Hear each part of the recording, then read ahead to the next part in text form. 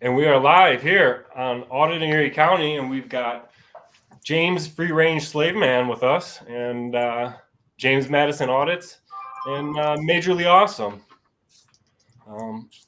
Well, the reason I called this into effect would be to kind of just go over different laws in different states, because I'm in my channel. I'm here in New York. It's called Foia.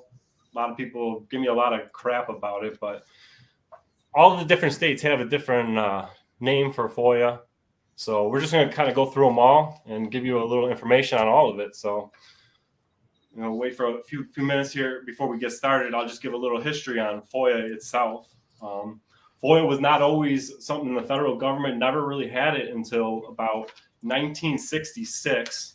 And the reason that Foia even came into effect was because during the Cold War, we had Dwight Eisenhower fired a lot of federal employees into the number of thousands of federal employees because of called them communists. Well, there was a Congressman, John Moss from California. He wanted to know, was this legit? Did he just fire him because he didn't like him, or he wanted to know? So he tried to get a hold of the information and couldn't get it. And that was back in 1955. After he got a steam rolling on it in 1966, they finally got it passed in the federal government, the word Foia and the actual act. And the reason that it all started is because of the Cold War.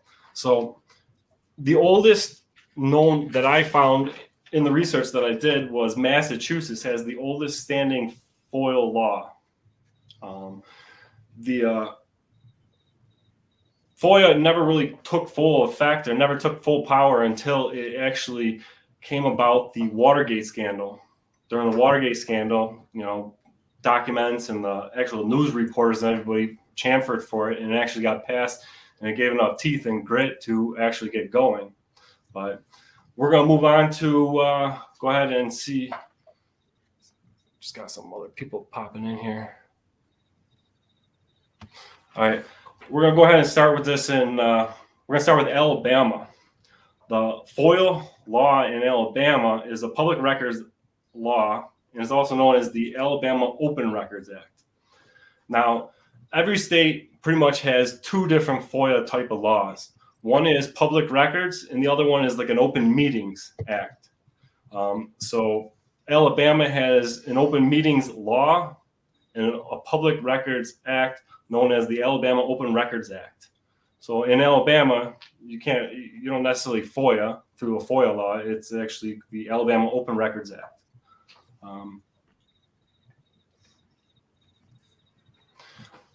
The next one would be the Open Meetings law guarantees open access to agencies, boards, commissions, and other governing bodies which conduct people's business.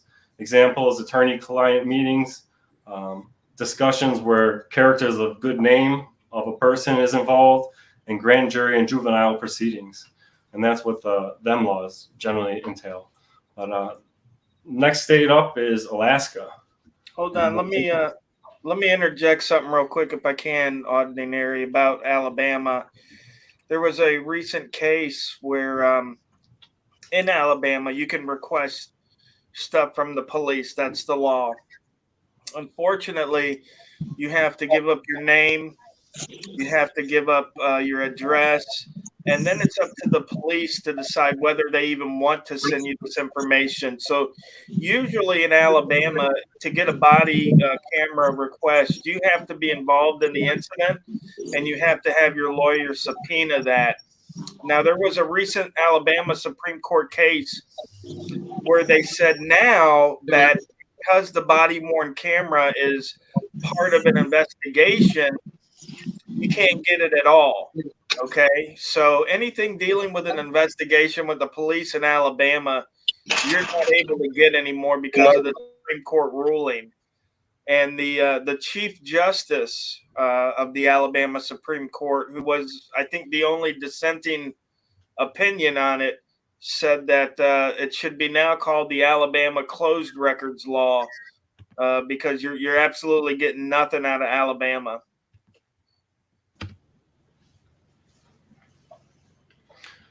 All right. One thing I do want to bring up,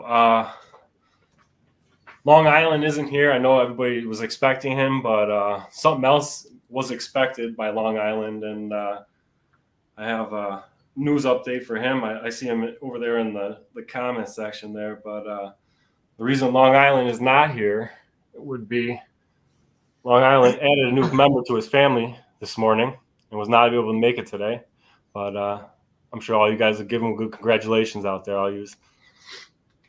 The next state up here is Alaska. Alaska is known as the Alaskan Public Records Act, an APRA.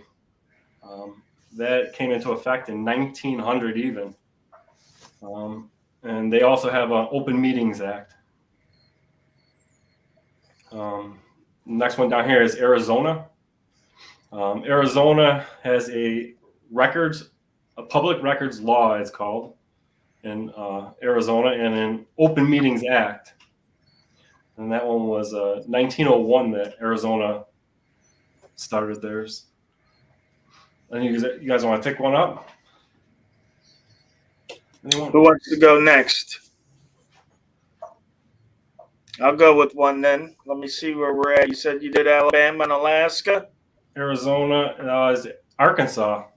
Okay, so Arkansas is the Arkansas Freedom of Information Act, Section 25-19-101, and then the Arkansas Open Meetings Law, which is 25-19-106.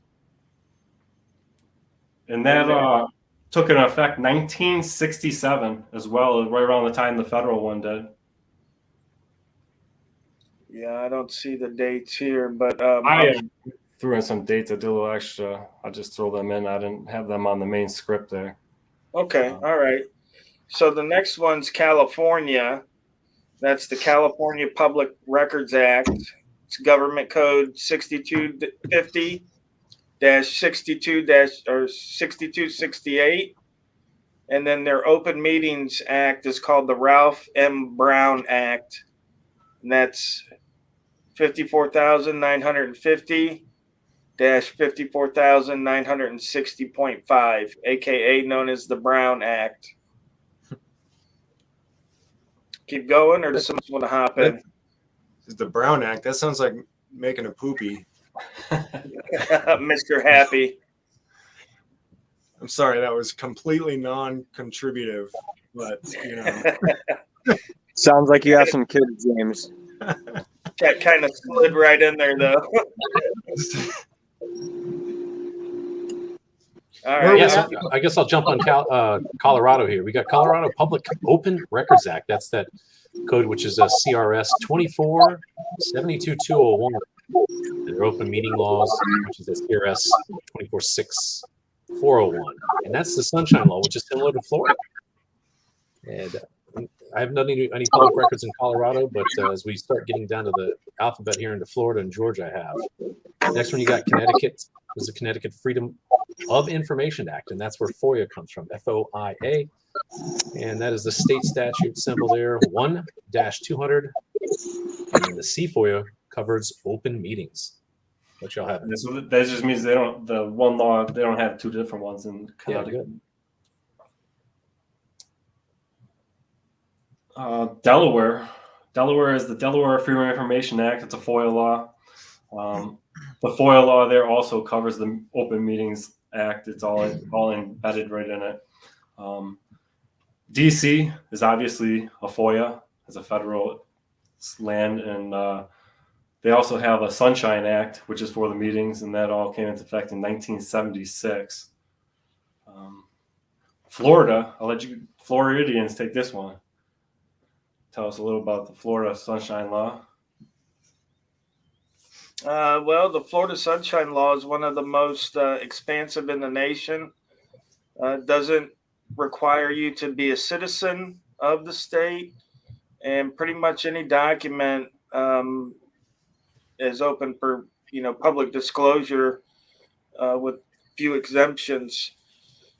The problem is, and I know this is in a lot of states, is that there's no enforcement of it. So it's really kind of like, oh, well, if they get you the records, you'll get them. If they don't get you the records, then you got to sue for them. So, I mean, unless you're 100% that the record you're requesting is going to bust open some corruption, I mean, they could simply just run people out of money just making some of these requests. I saw one today for $850 for a record request. And, you know, it's just crazy. James Madison will tell you there's a couple of cities they charge $150 deposit, even if it's like a 10-minute body cam footage. They'll charge you. Yeah. 7 minutes, 50 seconds, $150 deposit to start it. What? And they offer 30 minutes free of editing. Yeah. Do they charge you for editing? Oh, yeah. Yes. Yeah, the redaction and stuff, absolutely. And what they're doing and what they're getting away with a lot of times because people aren't enforcing it is, like, for example, the one I saw today for $850, they had people that were doing, they had 3 different people working on the request. One was like $36 an hour, one was $60 an hour, the other was $80 an hour. And I'm like, who are these people? You know what I mean? Like, are they doctors dissecting the body cam before we get it? I mean, they gotta be. It's just insane.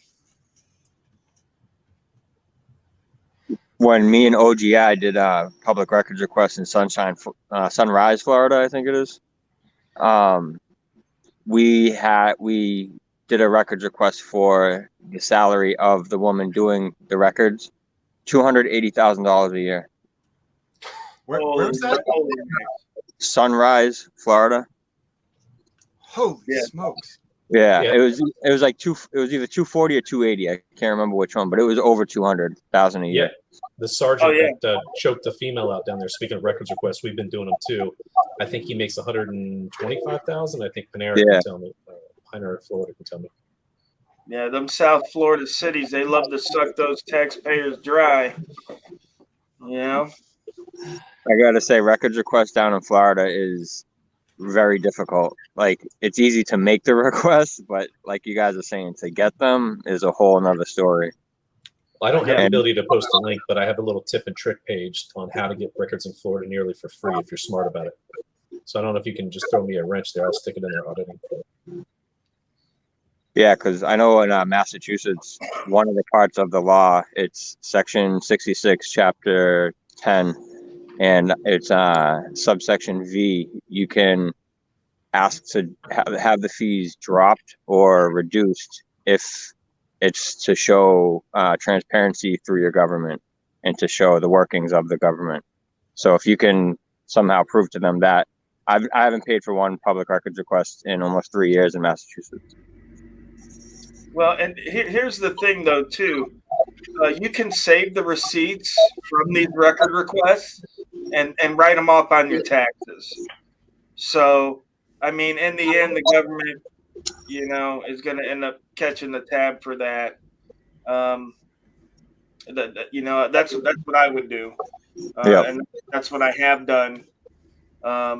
Is just, you know, keep the money order receipts and everything for however the cost is. And, you know, that's the cost of doing business the same way as any other business, you know. It'd be nice if you could write the attorney's fees off. Yeah, that would be nice. So the next state up here we got is Georgia. They have what they call the Open Records Act, OCGA 50-1870 ET. And they also have an Open Meetings Act. Mass accountability. I think you got a big echo. Yeah, we're getting some feedback. That's pretty good. Hawaii would be next up there, and they have the Uniform Information Practices Act. So that one's probably more different than any of them, and that came into effect in 1975, right around the time of Watergate as well. Idaho, we got the Public Records Act. It happened in 1990, actually. And an open meeting law, they call it. Illinois, let's see if we got Illinois with us yet. Audit them is trying to jump in for Illinois here, but he's having slow internet and problems. But Illinois has the Freedom of Information Act, and also is the 5 Illinois complied statute 140, and it also has an Open Meetings Act, 5 Illinois complied statute 120. Indiana has the Access to Public Records Act, happened in 1983. And they have an open door law, which is their Public Meetings Act. Grab one. Someone else here? Bring one up. I'll grab some. Where are we at? Iowa? We are on Illinois. Indiana. We're on Indiana? Yeah. All right. So Indiana's got the Access to Public Record Act. What is that, 14-3-1? Am I in the right spot? Yeah. And the open door law, 14-1.5. Iowa's got the calls theirs the open records law. Their open meetings is called the open meeting law. Kansas calls their open records law the Kansas Open Records Act. So it'd be KORA. The KORA.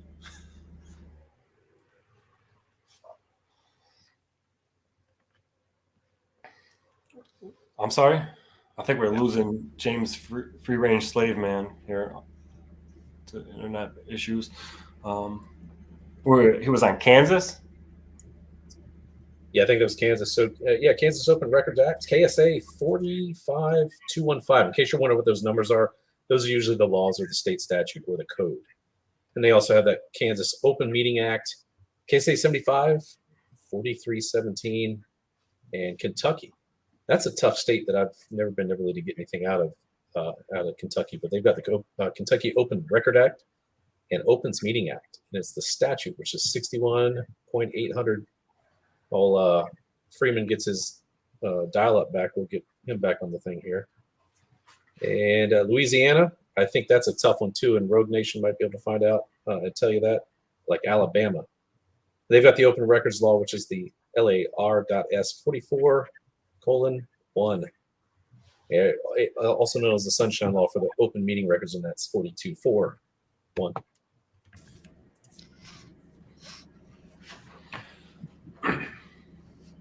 Yeah, James, Maine. Yeah, James Dial-Up's back.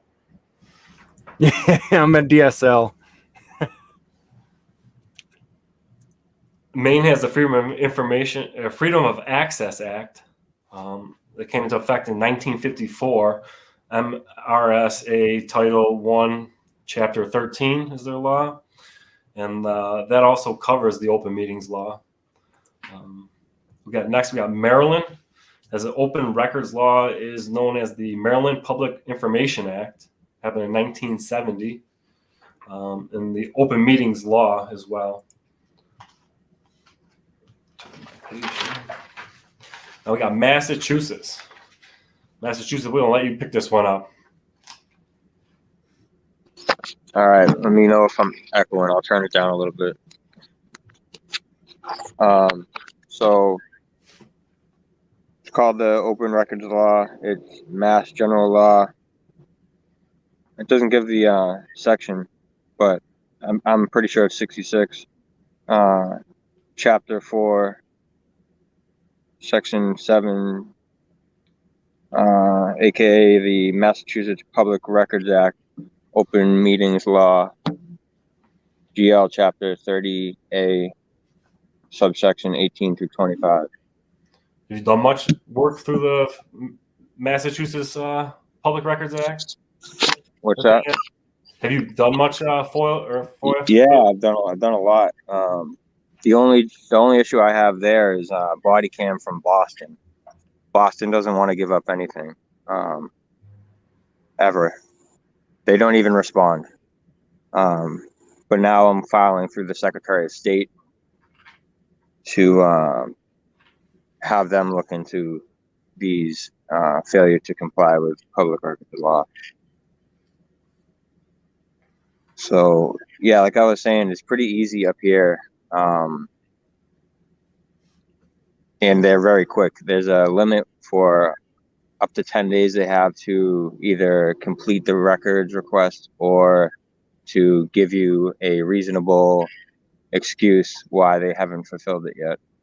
And like I said, there was a subsection V where you can basically get it for free, especially if you're running a YouTube channel, because that's plenty of proof that you're showing the transparency of the government. So it's pretty easy up here in the northeast, even in New Hampshire, Maine, Connecticut, all those areas is pretty easy. Like I said, down here in Florida is just, I've never had so much difficulty, and it's just corrupt from the top down everywhere, like very noticeably. Like they're open about it down here. Yeah, so Massachusetts, I think is one of the most easiest states to get public records from. Next on the list would be Michigan. Michigan has an open records law called the Freedom of Information Act. Michigan's Freedom of Information Act happened in 1977, and they also have an Open Meetings Act. Minnesota has a Data Practices Act for public records, so they would have a DPA. I never found a date for them. Open Meetings Law, they also have an Open Meetings Law. Mississippi, if any of you guys ever did any Foia or any work in these places, just let me know if you got any information on them. Mississippi has a Public Records Act and an Open Meetings Act. Missouri is known as the Sunshine Law, just like Florida, and they also have Open Meetings Law. Montana has a Public Records Act and an Open Meetings Law. Nebraska is known as the Public Records Law and Open Meetings Act. Nevada has an Open Records Act and Open Meetings Law. New Hampshire is the Right to Know Law. Right to Know Law also covers open meetings as well. It's called the Right to Know Law. New Jersey is the Open Public Records Act, also known as the OPRA. They also have the Open Meetings Act, aka it's also known as a Senator Brian M. Bear Open Public Meetings Act. I imagine he's the one who chamfered it and made it happen. We'll move on to New Mexico, and we'll let James talk about that one. Freeman? New Mexico. I believe it's called the IPRA. I can't even remember what it stands for, though. Here, let me pull the Inspections email of back up. Public Records Act. There you go. So I've only done a few requests in New Mexico. Absolutely none of them have been denied yet. It's been with both Albuquerque. Oh man, am I cutting out again? No, I hear you. No, we hear you. It's been with both Albuquerque. All right. It's been with both Albuquerque and one was in Torrance County. And it says that you're required to give an address. And that was one of the things that I fought on it. I argued that I'm homeless. And I don't think that it's fair to restrict homeless people from public records. And so I gave an email address. And the thing is that the statute doesn't actually say what kind of address you have to give. It doesn't say physical address or, so eventually they broke down and accepted an email address as an address. I think that for the most part, you can do it pretty anonymous. You had to put a name, but it doesn't say that it has to be your name. So James Freeman isn't even my real name. So that's what I used. And so. Okay, I was going to ask if you had to be a citizen of the state, but like you're saying, you could put any name down and you don't have to give your address. I'm going to have to use that. Some of these states, I guess you have to be a citizen of. And the one I know about, the state I know about, we'll get to later. It's at the end. But all right, go ahead, Auditors. Or did you want me to? Oh, They got me in the show. Welcome, Audit them. You got Hey. some background, like, turn on a TV or something? No, I'm on the live stream. I got a friend here in the background. How's everybody doing? Pretty good. Good to see you all. The Foia experts in the building. Everybody in here is a Foia expert. Unfortunately, we already passed Illinois, but maybe you could tell us a little about Illinois FOIA. Is it easy to get? Body camera? Oh yeah, yeah, definitely. I would love if somebody would be able to pull up on their computer screen, read the first 2 paragraphs. I don't have the internet access now. I'm in a hotel. I'm in Miami. But the first 2 paragraphs is very, very important, educational for everyone, nationwide.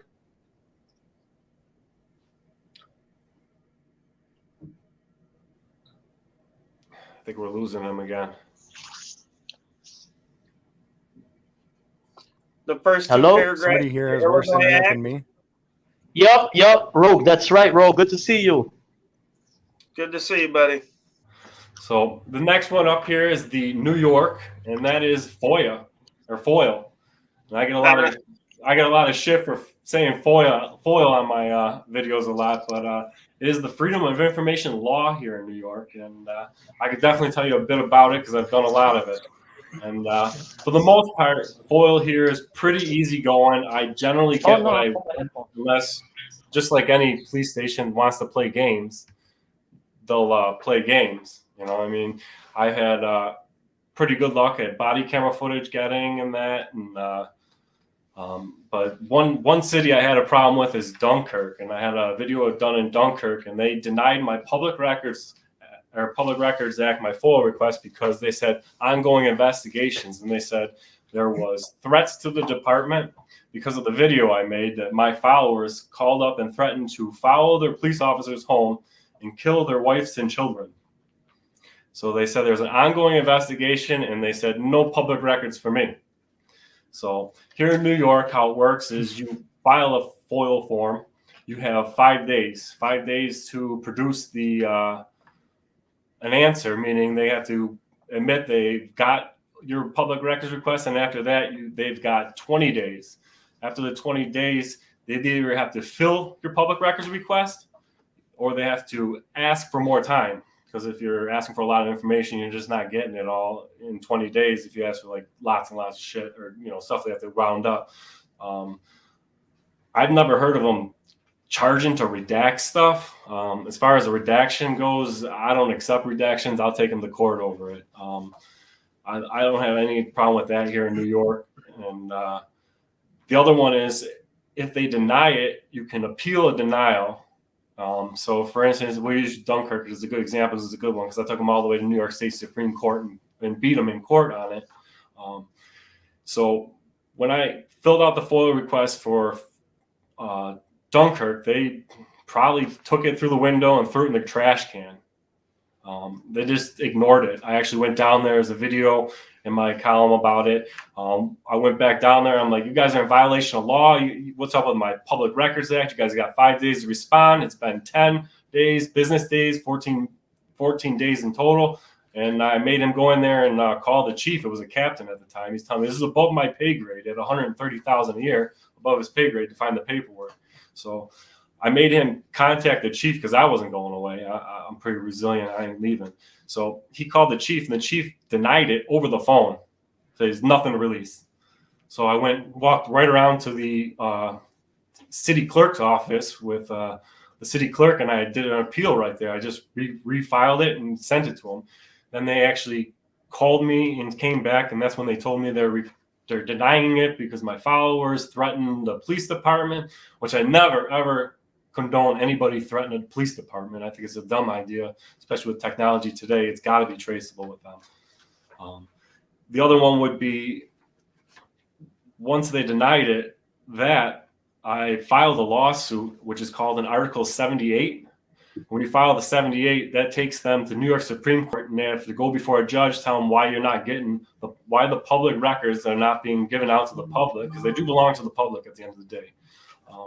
So what happened with Dunkirk is they had a court date for a Monday. The Monday or the Friday before that Monday, they released all the stuff I wanted, so that they figured they weren't going to have to appear in New York State Supreme Court. And my attorney, Brittany, that's also in the links and all them and those things. She's a great attorney.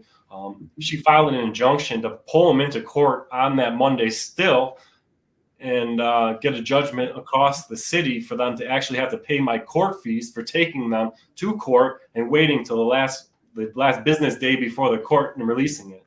So the city attorney got pulled into court that day, and he told us on court on the record that the investigation's over. The threats they found to be idle, they weren't real. They waited for them, the smoke cleared, and the investigation's over, and they released the documents. So he said that in court. He also had said that the reason they didn't want to give me my public records is because I have a YouTube channel and I might make revenue off the body camera footage. And the judge was not hearing that once at all.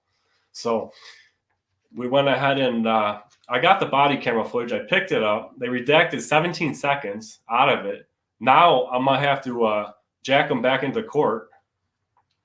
And they're actually trying to pay me the lawyer fees before the judgment gives it. And he told my attorney just the other day that he would give me $750 of the $1,000 lawyer fees to go away, find a new target, and leave them alone. And the reason they're doing this is because after the investigations were over, I went back down to the city of Dunkirk and fully requested the investigations, the threats, and everything. Now, in my opinion, they don't have it to give it, so now they're shitting their pants. But for the most part, in New York, I have pretty good luck at getting FOIL. Most places don't. As far as having to put a real name or real address, I put Auditing Erie County as the name. I put Mr. Erie County. I just leave an email address. Some will fill it.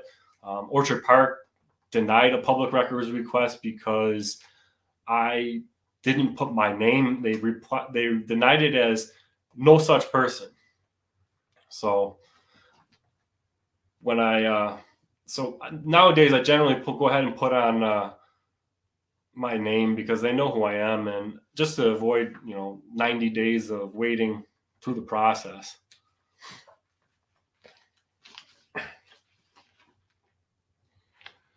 So the next one up is North Carolina, I believe. Let's hang. Oh, there we go. North Carolina's hopping on now. Hey, am I in? You're in. What's going on, everybody? What's going on, buddy? We are on Yes, North Carolina. You want to tell us about the North Carolina public records law? Sure. North Carolina's public records is Ncgs 132, and it's pretty garbage. It doesn't require ID, so I mean, there's that aspect. Doesn't mean, just like the last speaker said, doesn't mean that specific municipalities won't try to demand it and withhold records. It doesn't specifically lay out a pay scale or a pay schedule. It's pretty standard in that effect, where whatever format the record's in, you can get it. It's if it's like an exuberant amount of copying or an exuberant amount of research to gather the record. It's kind of where they have these really loose, undefined terms where they can charge you. But if it's already in a digital format, which most of the stuff is, then you can have it sent to your email free of charge, right? They have a lot of body cams and dash cams and law enforcement security footage from like jails and courthouses, because they're controlled by sheriff's departments usually, and the police departments. And in order to get anything that's considered footage in the custody of a custodial law enforcement agency, you have to be the person whose image or voice shows up in that recording. And they won't even release it to you. You can go review it. So you have to schedule an appointment. You have to go wherever they say to review it, and then you can review it. They won't let you make a copy of it. In order to get a copy of actual recordings, you have to petition the court. You have to go to court, file crap at the court, and make an argument saying why they should release the footage. And it's not granted very often. It's usually you usually have to fight tooth and nail to get it, especially if it's damning evidence or or to the law enforcement, and if it's exculpatory towards for a defendant. What are the other big ones with North Carolina? They got the open meeting statute as well.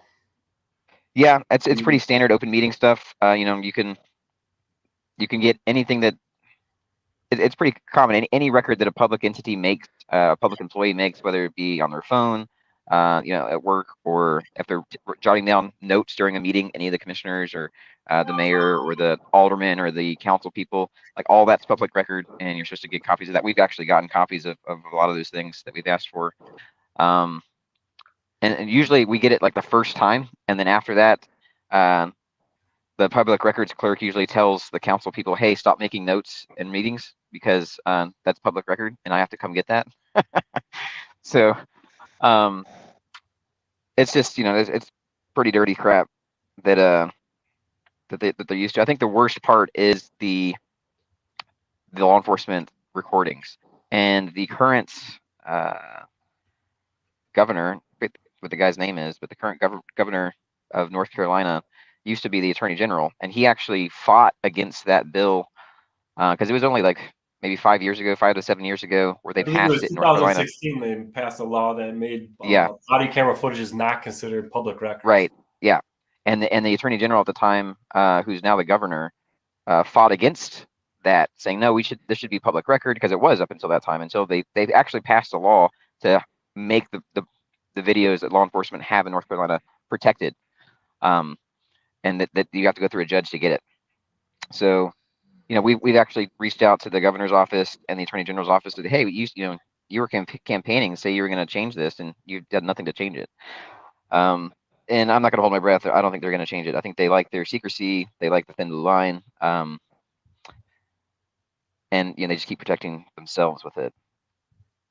The other, we have a case where they have company police in North Carolina. So it's not essentially like it's a private company. They have security guards, but then they send their security guards to a law enforcement academy, and then now they're certified law enforcement officers, but they work for a security company.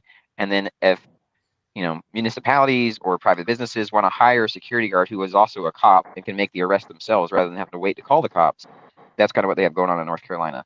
So they're recognized as public officers according to state law. And there's this weird part of the records law where they are recognized in that too as being custodial law enforcement agency. However, a lot of these private companies don't issue body cameras. The guys that run their own body cameras to try to gather evidence, there's no process for them to keep it. So we have an incident where they attacked me in the health department. The guy there was one of these company law enforcement officers running his own body camera, and he didn't surrender that footage to a custodial law enforcement agency. He actually held on to it for like a year and a half until district court trial, and then it just appears out of nowhere. So it wasn't preserved. It's been altered. So there's no real oversight for this footage, even when it's at a municipal or a custodial law enforcement agency. Like the people really can't get it, because even if you can review it, you can't make a copy yourself, like unless you do it surreptitiously, which we may or may not have done, and you have to go through a judge. So it's pretty crappy. The PII, there's a like personal identifying information. There's a requirement under there. Like if you're trying to get something like your personal records, you have to kind of prove identification to get that, so that it's not redacted, like your own stuff's not redacted. But they're supposed to protect PII of victims and not release victim information. And they're supposed to release the information of the perpetrators, the person committing the crimes. And we've had incidents where, like the guy that stole a sign out of my hand in front of the police department, in front of half a dozen cops, they, instead of releasing the perpetrator's information, they released my information, the victim. So that, it's like this, it's not universally followed, and there's really not a good way to follow up when they breach it. Like in some states where it becomes a criminal offense and you can follow up with action. In North Carolina, it's basically you complain to the entity, and then you can try to complain to a judge, and if you get heard by a judge, then the judge can just really order the release of it, and that's it. There's really no accountability with the North Carolina General Statute 132, the public record laws in North Carolina. I actually had somebody comment recently and say that now in North Carolina, if you even do get the body cam footage, it's illegal for you to share it. Do you know anything about that? I actually called them last night to ask them about that. That's not true. That is not true. That is not true. Okay. Yeah, you can release it. You can post it. Absolutely. If you have possession of it, you can post it. Now, they'll try to say that about courts. I've actually had several judges threaten me directly with contempt and things if I release anything recorded in court, even recordings made by the court reporter. They've threatened me with contempt if I release those things. But I think those things may be released here shortly, because you can pull up a state law that contradicts those unconstitutional orders. One, it's unconstitutional, but for the First Amendment. But two, there's a state law on that topic. It's Ncgs 7A-276.1, which makes any order a judge puts forth banning the release of information gathered in an open court proceeding, including things recorded, is null and void. So if a judge did try to hold me in contempt for releasing things, we have that state law to say, yeah, you're not even following your own state law, man. This order of contempt is null and void. But do sovereign citizens care about any law, state law, federal law, city ordinance? No. I mean, let's be honest here. Plenty of us have been locked up for not breaking the law. So, knowing the law is one thing, and then realizing that they don't give a crap is another. So, right. Yeah. So I mean, there's the laws. That's a great point. The law is what it is, and they use it to their advantage.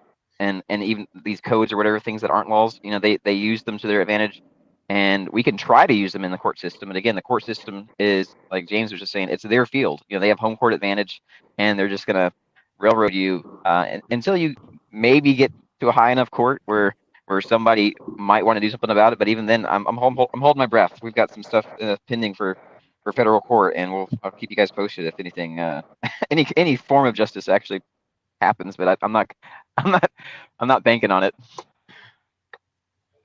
Yeah, and that's the thing. You want to make sure when you're doing these public records requests to move to some progression with it. A lot of times when either Auditors or Rogue or James, if he does them, or Blind Justice, when they do these requests, if you put an email out there that is this long and it has 25 different requests in it, they're going to get you for a nice fee. I'm doing an investigation on a chief here in New Smyrna Beach right now that is stealing people's signs and violating First Amendment. And I have done about 40 different requests, got about 6 different body cameras, and I've got $0 in charged for it. And the way that I do it is I do one request at a time. And that way I keep everything organized, one at a time. Because if you go out there and you use your emotions and get pissed off and try to have all of the stuff that's in your head onto one email, they're going to be like, all right, let's pass it on. Here's 16, 20, 30 hours at $30 an hour, and there's $900 for it. That's a great point. There's also kind of a loophole that you can try to use if you so choose. And for me, it's not a loophole, because it's the way I actually have to. The only way I know how to access information like public records that aren't audio. So anything that's words on a paper. I have to have it sent to me digitally in a OCR compatible format, an optical character recognition format, so my screen reader can actually read the document. So they're supposed to convert that public record, no matter what format it is originally, into a format that's accessible to somebody with a disability, right? And so that's free of charge. I see what you're saying. Yeah. So once it's, a lot of state laws say this, it can be, if it's already in a digital format, then they could just email it to you, because there's no cost, right? There was no labor to take it from a printed format and scan it in. But if they're required to do that, to make that accessible to somebody with visual impairment, then there's your loophole, to force them to actually turn the document into a digital document, and then once it's digital, there's no charge.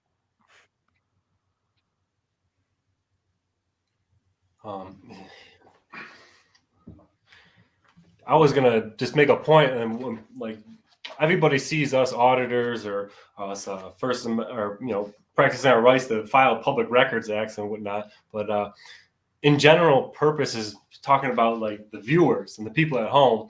What would they need to? What good would knowing their FOIA laws or their FOIA laws or the public record acts? And the main thing is, like, for example, I just did an audit in the library. The librarian called the police on me. So say you're home, you're having a dispute with your neighbor, you have an argument, he calls the cops on you, the cops show up, you want to know what he says about you to the cops, that's public record. You can go to the police station, fill out a simple form, and listen to what the guy said about you, especially if it's going to cause a lawsuit or any other thing. So there's lots of ways that the general public who doesn't, out there every day needing stuff from the government could easily, a traffic stop, the police officer was rude, body camera footage, dash cam footage, you want to put in a complaint, make a cut stick. There's a lot of ways that the general public can use the FOIA to their advantage. And that's just a few examples I wanted to put out there. Yeah, and if anybody's seen the Sunrise video with the sergeant that choked the female, I don't know if you have in chat. I'm reading chat as well. But if you haven't seen it, yeah, if you've seen that, and if not, and basically sergeant choked someone, and the chief claimed transparency and released the body camera footage without the audio. Well, what I'm thinking is that there was some racial slurs said there. I suspect the N-word, and I've asked for the audio for that, and they're going to deny it. But what did I do? I went ahead and did a public records request for the N-word in full context for any email that came in between the date of that incident and the date that I'm requesting it. And guess what? There's 7 emails. That's how you can find things out. Freaking genius. That's pretty good. I like that.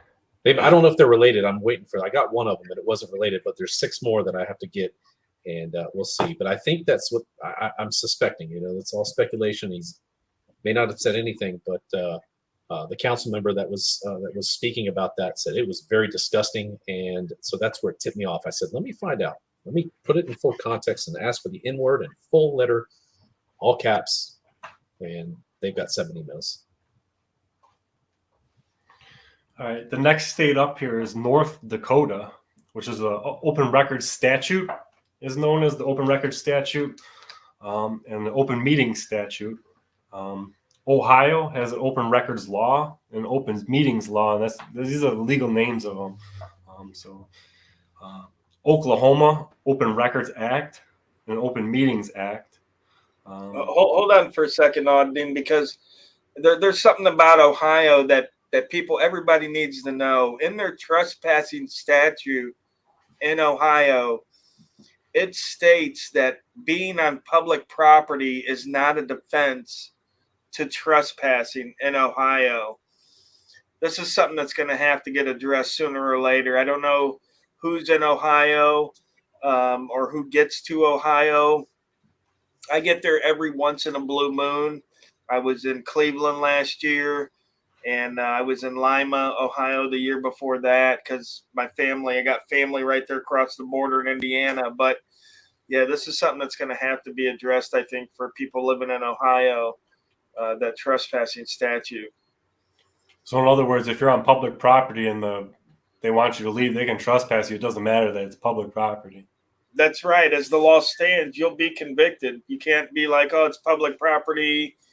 I mean, it'll be a battle. I mean, that's what the local courts, as James was saying, because they're the same guys that play golf with the guy that arrested you and the guy that's prosecuting you, and they're at the country club playing racquetball. But I mean, once you get it up into the federal level or something, there should be some correction there because that's obviously unconstitutional. Yeah, public property. When I stand on a tile inside City Hall, I don't believe that anybody owns that tile more than me, or do I own it more than anybody else? But if I'm standing there, ain't nobody moving me from it. That's public property. That's the way I feel. Listen, I got money in my pocket if they want, I'll give them $5 and say, I'm buying this square. This is $5 of my taxes. This is the damn square I want. I don't want anything else. I don't want fire department service. I don't want police department service. Those guys don't even need to come to my house. I just want this square right here. Well, this is what happens when people believe in authority and legislation. You know, you get to write. I can write anything on paper, and it is so. You know, once upon a time, some guys wrote on paper that certain men can own other men. So, I mean, when you believe in legislation and magical writings on paper, then anything can happen. So, Oh yeah, it's definitely a Willy Wonka, Wizard of Oz type scenario where you got these people out front, but the wizard's always behind the curtain. You know. So I was going to mention this here. I literally just got an email just a minute ago from Scottsdale, Arizona. I don't know if anybody's done any records there, but City of Scottsdale says we need to know what media outlet you work for before processing your request. You can reply to this email or call. Thanks, SPD Records. That's crazy. Yeah, so I don't think you guys are doing states. There's a federal thing that just happened today. I was calling the VA to try to get some records, and I've reviewed the VA's policy. I reviewed the actual, read the FOIA itself, FOIA Act, the Freedom of Information Act, and it doesn't require an ID unless you're trying to get something that's PII, like for you. Like if you're the veteran, you're trying to get your record, they have to verify that it's you to release your record. That kind of makes sense, right? But the initial response was, this was a generic request I was making for policies, and the response from this FOIA officer, for the VA was, you have to give photo identification for this records request, and he actually included a phone number. So I called him, a couple days ago. I called him yesterday. He didn't answer. I called him today. He actually answered. I've got good audio clip of him, backpedaling and saying, "Oh, we just asked for it." But the email says you must provide photo identification, and it's like, well, that's in your form it says the contrary. Your form for this FOIA request says it's voluntary. So which is it? Like, what statutory authority are you trying to claim to force people to give ID? And he backpedaled to the PII. Oh, well, if it's your personal record, we need to verify that you're the veteran to get the thing. Like, okay, well, that was never the request. So, I mean, is this your just standard response when people ask for records? Is, show us your ID, like this, the ID crack, like the cops? And sadly, it's more and more common. If you try to do a complaint at the White House VA hotline, they just changed their policy mid-December last year, 2021, to require full social security number for anybody that's trying to do a complaint at the VA White House hotline. So it's just insane, man. I think we're on Oklahoma, unless anybody got anything else to say. Oklahoma was the Open Records Act, and they also have the Open Meetings Act. Oregon has a public records law, it's called, and that happened in 1973, and also an open meetings law. Pennsylvania has the Right to Know Act, and it also has the open meetings is called the Sunshine Act, Sunshine Act, not Sunshine Law. But we got Rhode Island has the Access to Public Records Act, and it happened in 1979. And then they also have an Open Meetings Act. South Carolina has Freedom of Information Act and Open Meetings Law. I don't know if any of you guys up there by Florida ever did anything in South Carolina, open records. I did some public record requests there, and I got some stuff back pretty quickly. No body cam footage or anything like that, just some documents from the local government.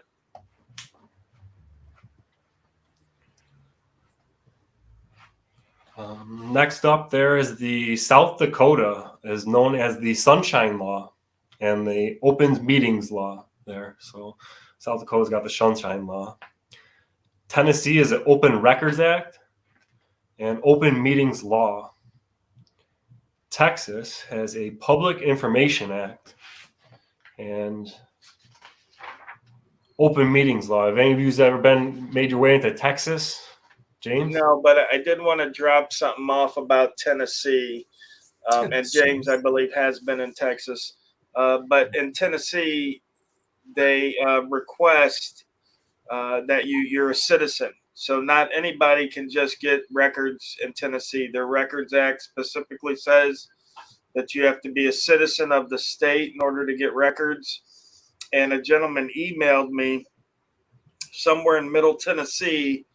He has a city that's gone rogue and has written legislation to bar people from getting any records at all, including, Tennessee citizens.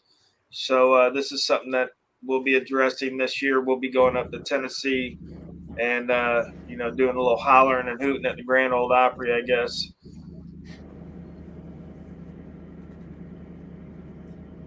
Yep. Once again, this is what happens when we believe in legislation, right?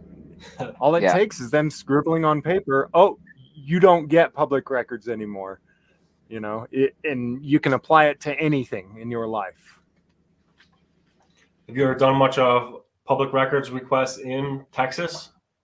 Free range slave? No, I really didn't do that many. The first one I ever did was way before I ever started making videos. It was a county sheriff who was doing like 90 on the freeway, weaving in and out of traffic on a stretch of the freeway where almost every day they do speed enforcement. And so I did a records request for his dash cam, and they redacted out all of I got dash cam all the way up until he gets to where he's going down the hill and starts hauling ass, and then it cuts out and then it starts again later on. So, and what are you going to do about it? If you have enough time and money, you might be able to eventually get what you're looking for, but that's really the only biggest person, downfall. they're not going to get it. That's the only biggest downfall of public records. They like to play games, and boy, does it take some time. If you guys watched any of Justin Foley and stuff, like his follow through game is crazy in Texas. He files things with the attorney general. They rule in his favor a lot, and they try to force the municipality to release stuff, but you never know if they're actually released the actual record or if they just release something, right? You can't ever. That's the thing. Like, it's pretty shitty. But the thing I forgot about North Carolina is because James mentioned it with this, police misconduct stuff, which is kind of redundant. But police records themselves, like if you want personnel files for police, that's protected in North Carolina. They don't release that at all, and so they try to expand that umbrella to anything police related. We did a records request for GPS data of a car, of a police vehicle, while I was on duty for 1 hour, and they said, "Oh, it's personnel record." So it's just stupid shit.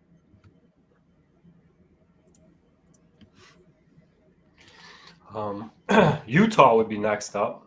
It is known as the Government Records Access and Management Act. That's a tongue twister. Government Records Access and Management Act.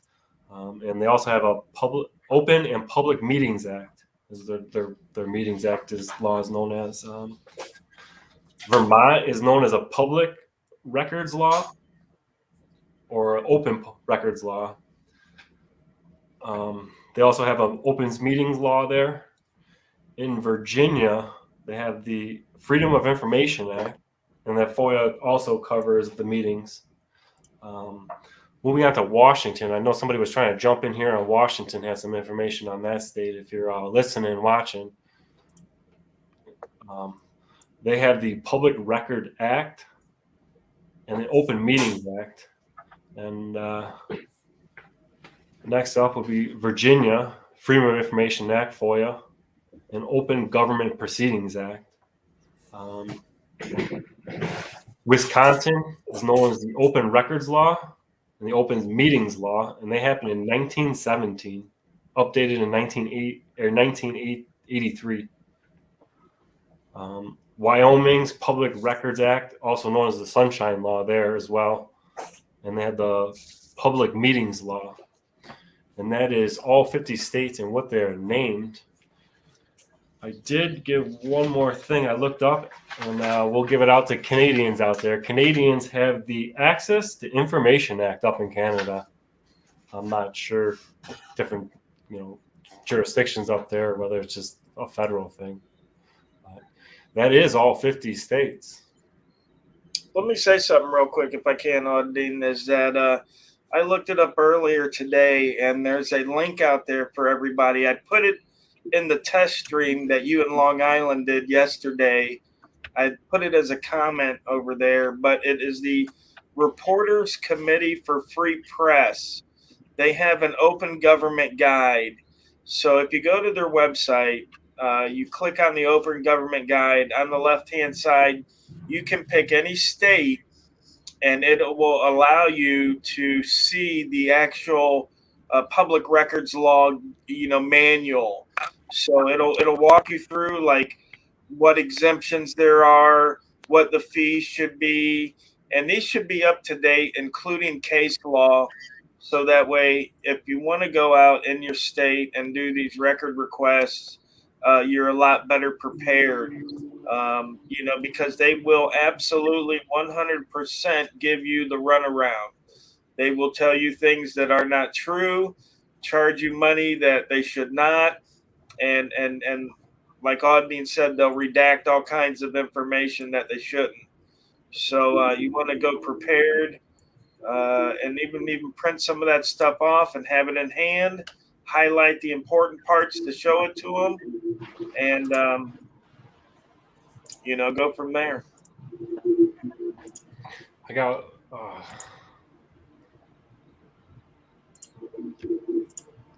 Surveyor Raw on there. yeah, he's here. He wants to talk about Washington State's FOIA laws. We got no volume from him. I don't know if he's having internet issues or pop back out. Looks like James Madison just got pulled over, guys. Name and badge number, sir. Yeah.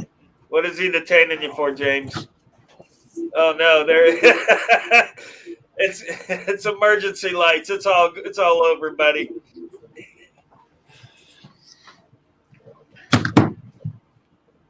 So that kind of concludes the story here. But anybody else got anything else to say? Or Yeah, nail them. I mean, the public records, wherever you can get them from, try to get it. Ask for credit card receipts. One thing that I've when you strike a nerve with an agency or a department, then you're going to start getting charged for it. That's one of the troubles when you start doing that. I recently asked for, I don't know if you guys know about iPhones, but it has like frequently, it's like prominent locations or whatever it was. Well, I asked for the police chief's screenshot of his prominent locations on iPhone, and they're like, we don't know what that is. And I'm like, well, here's how you get it. Your phone reports it. It's issued to them.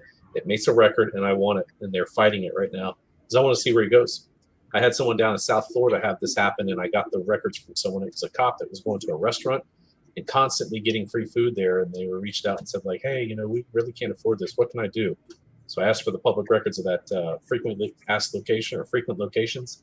And it was like his in 2 months, like 50 times, I think it was, at this restaurant. And they just didn't know how to say, like, we can't give you free food anymore.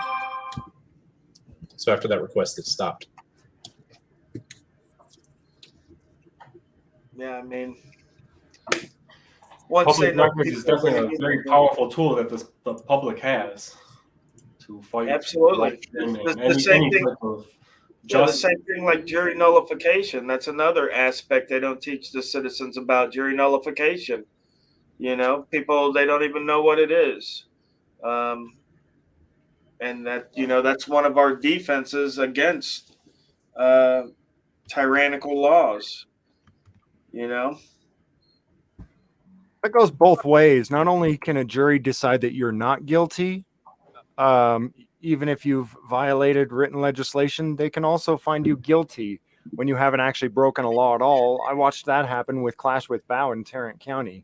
The jury found him guilty of something he didn't even do because they felt like it. So that's a double-edged sword. Wow, I didn't know that. Yeah.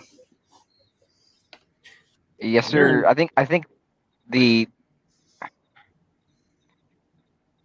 James and I have talked on this. Feel free to correct me or disagree with me, James. But we do public records because sometimes we just feel like it. Sometimes we need evidence for things. Sometimes we're trying to publish a story. government accountability it's difficult, right? It's time consuming, it's costly, it's dangerous, and not everybody is interested in doing it. And in order to actually make real lasting change, you need a shit ton more people. You need local people constantly involved, pulling over anytime they see the cops, recording, going into to every meeting that the city has, every meeting the county has, recording, asking questions, checking the books. Like, you need constant oversight of the people, and people just don't give a fuck. You know, they don't care. They'd rather be left alone. You know, the polling numbers weigh that out. The amount of people that do this kind of activism, that hold government accountable, like that shows us that at a subconscious level, the people know that government is obsolete and not helpful to the people. But at a conscious level, like, I think once we hit critical mass at a conscious level, and the work that everybody's doing to try to expose it, however you do it, whatever your flair is, if it's just entertainment, if it's just for clicks and views, it doesn't matter to me. Like, I think any amount of exposure we can do, whether it be for public records, any time that we can show the world this is the fucked up shit that government does just by being government, it helps somebody consciously make that connection that they already know subconsciously, that they'd be better off if they are left alone. Yeah, I find that when I did one public records request. I can't remember what town it was, but they requested a reason. You had to put a reason, and boy, I gave that lady hell for it. I didn't put a reason. They still filled the request, but I don't think you need a reason to ask for your records. Like when they call them public records, they belong to the public. They don't belong to the chief. They don't belong to the governor. They don't belong to anybody. As a matter of fact, as far as I'm concerned, none of these people own nothing. The police cars, they don't own it. That's not their police car. That belongs to the public. So I don't see why you would need a reason to get public records. I think that's just ridiculous. If I see it on a FOIA form, I just write over the top of it because it belongs to the public and we're asking for our records. That's why you're giving it to us. That's the mentality and the way I feel about public records. I mean, it's a beautiful way to get any type of accountability through the place, but man, you're writing a paragraph though. Just put the word freedom as the reason. Right. What's the reason for the request? Freedom. That's like when they make me sign in all the time. I'll put Major Awesome. What's the reason for your visit? Freedom. Freedom. That's the reason we're down here. The reason we're out here. Make sure we all stay free as we can, I guess. In our free-range slave, man. No, as James will tell you, anybody under a system of governance is a subject, and you know they're subject to the rules that the corporate masters put out there for you. You know, people keep using the word citizen too. I really try to avoid using that word. If all of you who are watching will please go Google the definition of citizen, you might stop calling yourself that. Just a thought. Yep, somebody that's subject to the civil government. A subject. Yep. A subject. And James Kent said it best in his 1826 book, where he said that even though citizen is more akin back then to what they called freemen, he said they are no different than the subject of England or France, being that they are subjected to the laws of the government that they live under. Unfortunately, go ahead, James. No, go on. Sorry. I didn't mean to interrupt. I was going to say, unfortunately, the way society works is that people owe other people obligations. That's what the whole society is about. So as long as you're in a society, you owe obligations to your fellow men and women. Otherwise, society couldn't work. So there's never really been a society of all free people. It would be like a society of kings. You know, it'd be anarchy. So if you live under a government, you have to understand that first word is govern. And to govern a population, they have to be able to be punished for not obeying your decree. Okay, because otherwise then you don't have a government, because people just do what they want, and the government says, hey, you can't turn without using a blinker. They're like, F you. And, you know, it devolves into anarchy, they say. But But yeah, they fooled us into thinking we were free because we have more, toys on the plantation. We've got strip clubs on our plantation, and we got medical weed on our plantation. So we're all free and stuff, but we're all just cattle. We're still just cattle. And really what this subject or citizen thing means is that you're a subject of this system, and basically it says, okay, you've agreed to give up certain rights in exchange for certain privileges, and in exchange your rulers or your government or whatever you want to call them are also promising you something in return. But as you can see, with we just talked about all these open records acts and laws that every single state has and also exists on the federal level, but they still fail to hold up their end of the deal, right? They still fail to follow the legislation that allegedly we all kind of came in and agreed is going to be the rules here, right? We are always accountable to them, but when it comes time for them to pay up and give their part of the bargain, they always come up short. They always decide, no, you're actually just a subject. So how about no thanks? I don't feel like it today. That's it. Because we're missing that key component, we the people, because we the people as a political entity has never been seen. So it was all pretty much like smoke and mirrors from the get-go. These rich mercantile plantation owners and everything, they got together and they were like, the Articles of Confederation doesn't really pay back the money that we spent in the Revolutionary War. So we need a stronger federal government that could tax the states and can get our money back. That was pretty much the whole reason behind the Constitution. And so they got, all this stuff together. But when you look back through the laws and everything from way back in the day, you'll find that nothing has changed. Nothing at all has changed. When the revolution was fought, we went from paying money to the king for rent to paying money to the state for rent. That's the only thing that happened. That's the only thing that changed. And they gave us, this hopes and dreams. And back then you were a little bit closer to freedom because government wasn't all around you then. You know what I mean? They hadn't really gotten that grasp of you then. Like when people moved out west before government was out west, crime wasn't off the chain because the people that lived out there, they bonded together. The ranchers bonded together. And if you rustled their cattle, they would handle it, the natural law way. They would string you up and ride you in the back of their horse till your neck broke or whatever. But that's how they handle that stuff. But yeah, anytime government gets involved, you can be assured that at the end, the result is always going to be the same because we're human and we all have, those same ticks, jealousy, envy, greed. And just as every fiat currency has collapsed throughout history because it's men that's printing the money, the same thing can be said about any society. They're always going to try to grab for more power. They're always going to try to grab for more money, it's just human nature. It really is.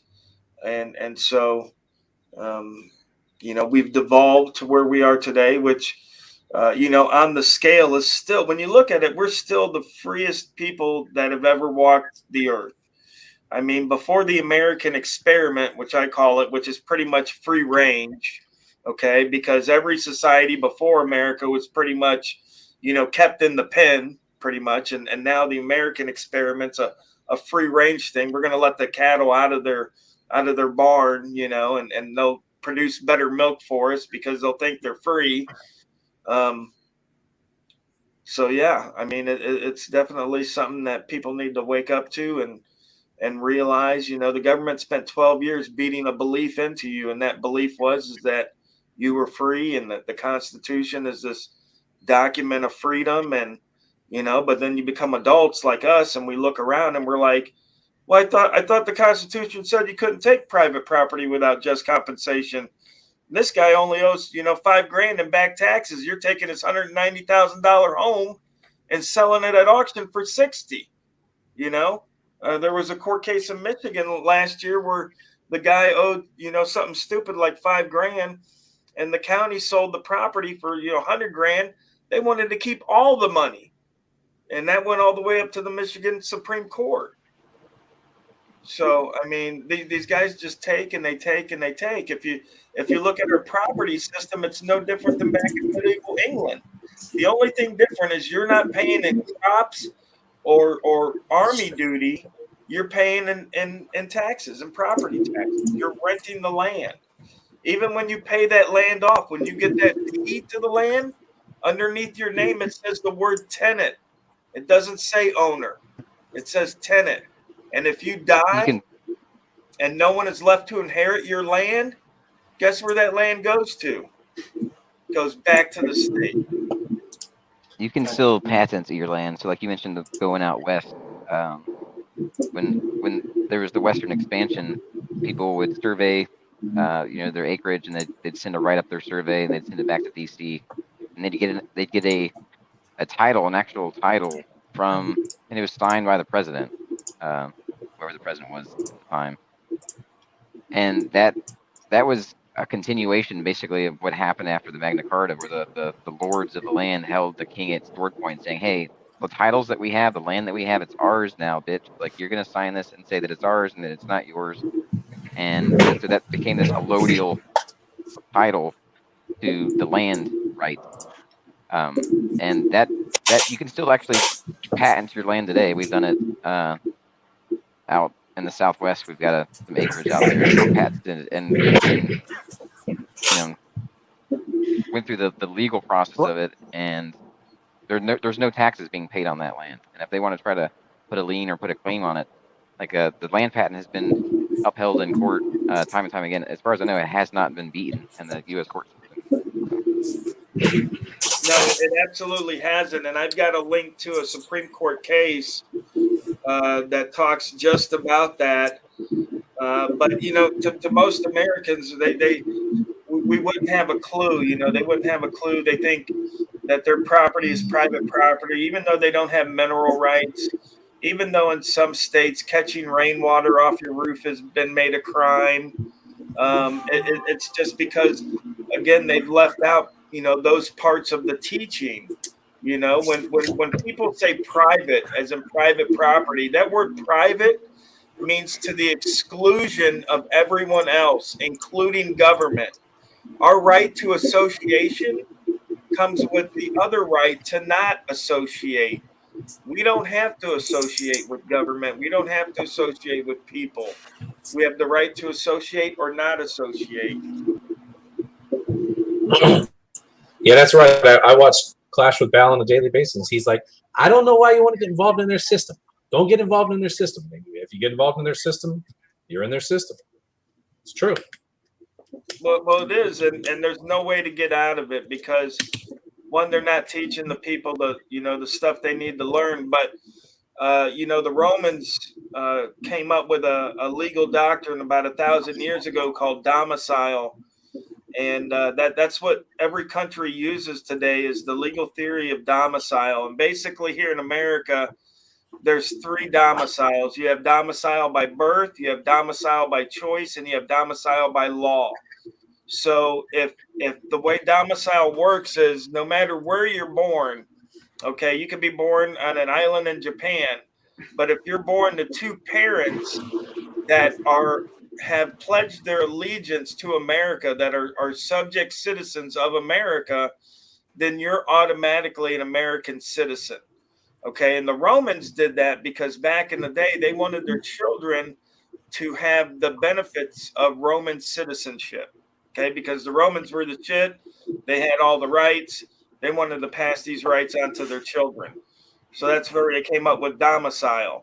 All right, so that's how it works in America. So you're born to American parents, you're automatically an American citizen. Okay, now then you get domicile by choice.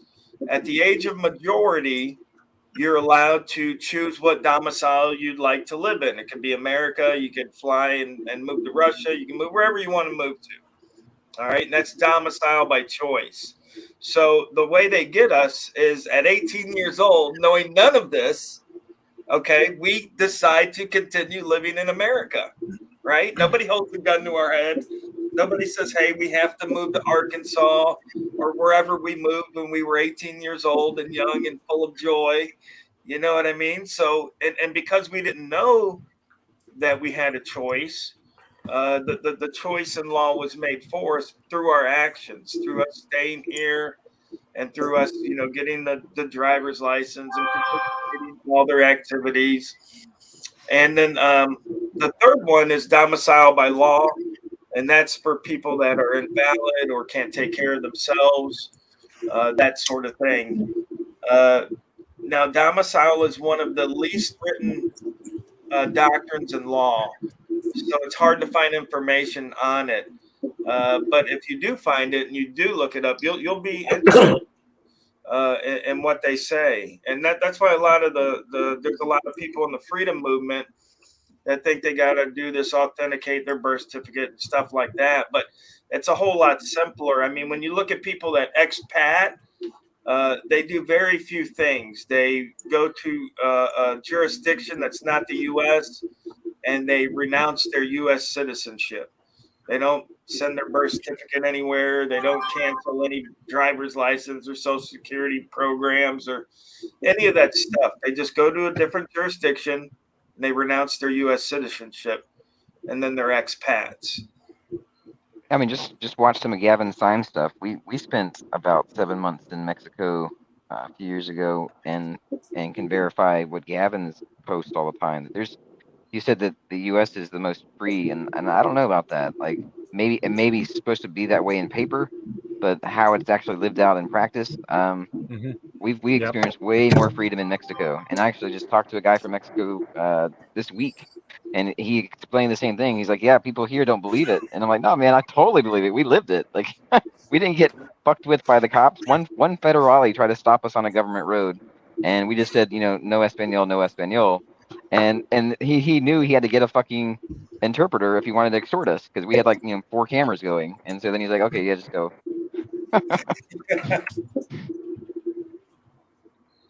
Yeah, no, I agree. In a lot of different countries, and that's the thing. When you expat, you have to have somewhere to go. See, back when the world was wild and new, men could live in nature and be free. But now, these corporate entities that are nation states have gobbled up every bit of land. I mean, it's hard to be free. You got to be a subject of one or the other, and this guy's got more rights or that guy's got more rights, but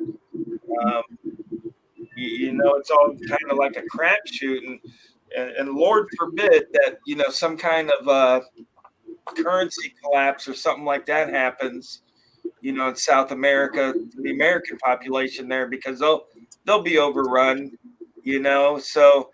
As much as I'd like to say, because my wife was like, oh, I'd love to live somewhere where it's 70 degrees year round. And, we're looking at South America. I said, honey, if a currency collapses, we're the gringos. We're getting gutted. We're getting gutted.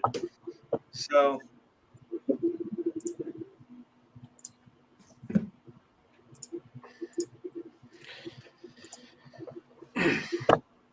James, where'd your big black man go?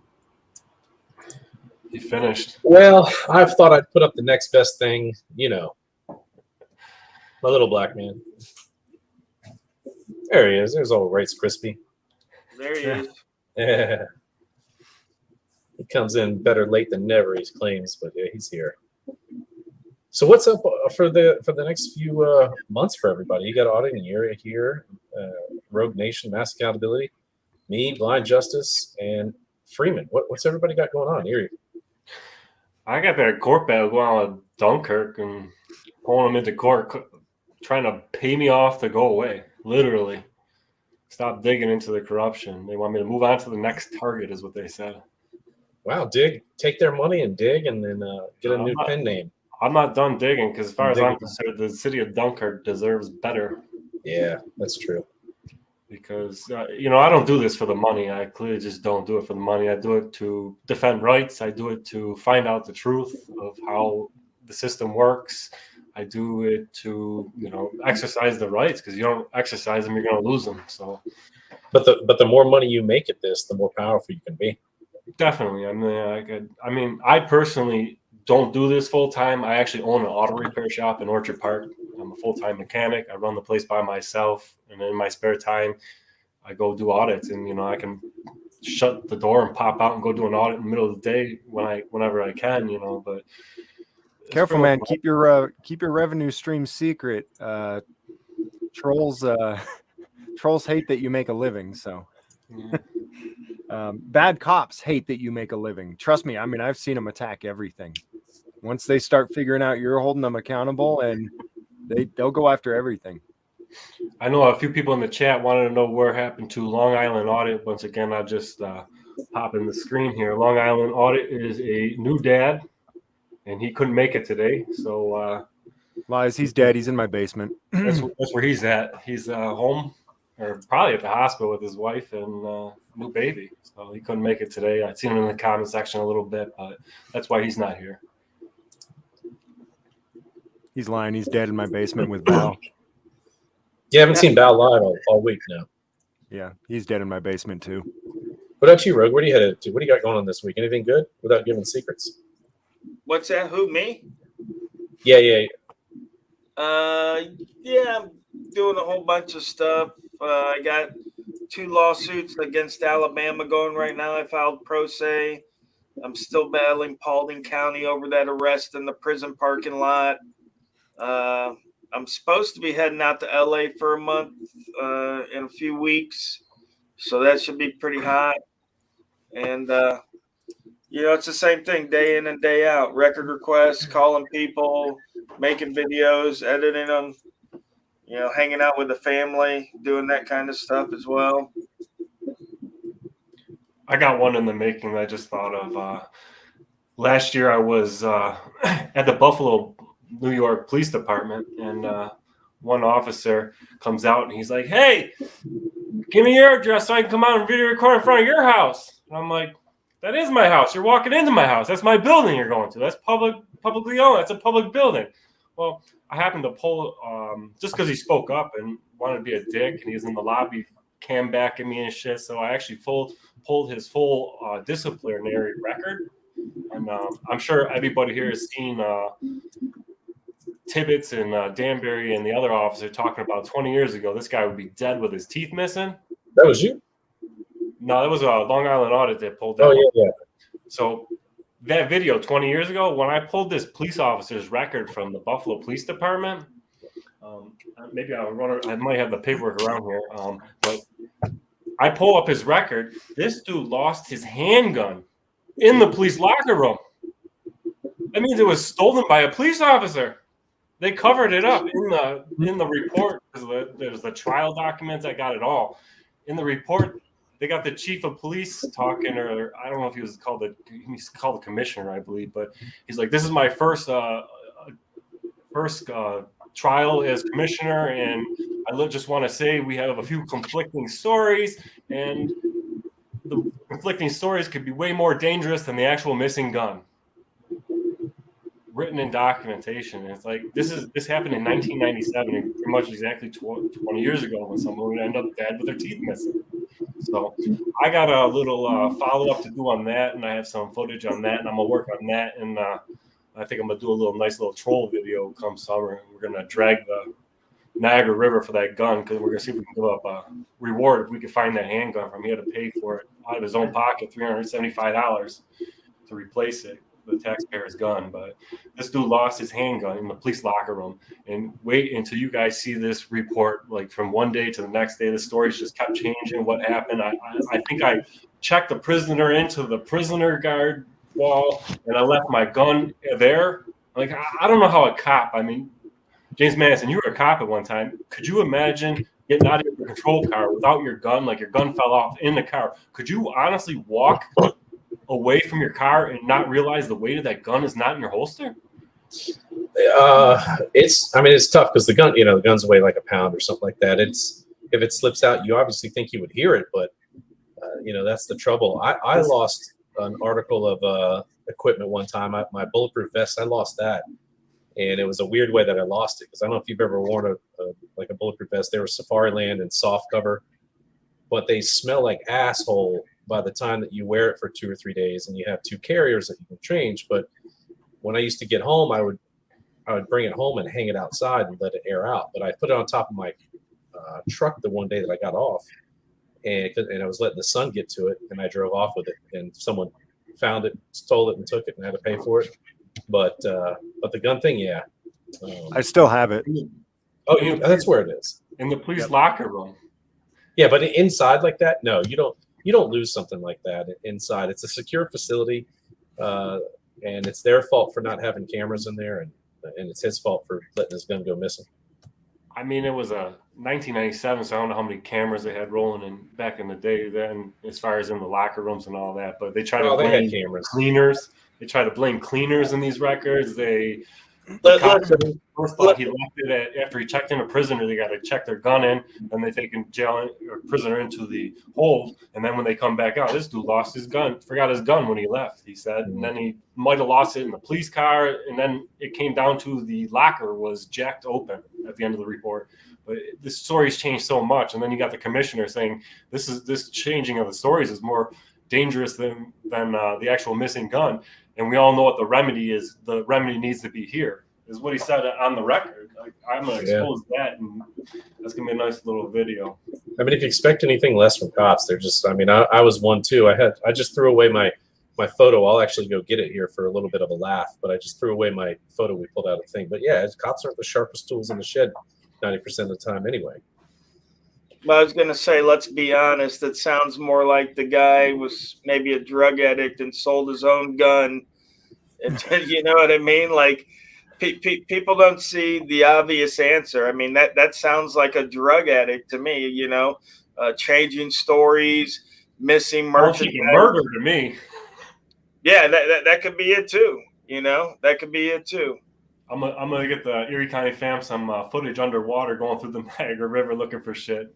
I'm gonna troll it so fucking hard. I'm gonna put the video in my fingers. He'd be dead with his teeth missing.